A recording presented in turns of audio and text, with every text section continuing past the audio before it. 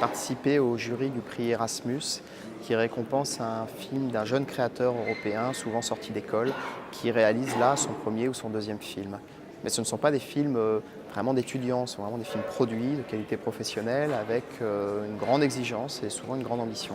On a vu une vingtaine de films et c'est très très stimulant. Beaucoup de choses très différentes, des choses très intimes, des films beaucoup plus en prise directe avec les grands enjeux du monde contemporain, migration, exil, mais des films aussi beaucoup plus intimistes sur l'amour, la solitude et dans la diversité, une très grande qualité, j'ai trouvé. J'ai été plutôt agréablement surpris et je me suis dit que les jeunes étaient très concernés, très militants, peut-être plus politisés que n'était ma génération quand on avait 20 ou 22 ans, et qu'ils arrivaient à se saisir de questions très importantes de façon à la fois très subjective, avec une subjectivité assumée, et en même temps de la distance, du recul, de la maturité.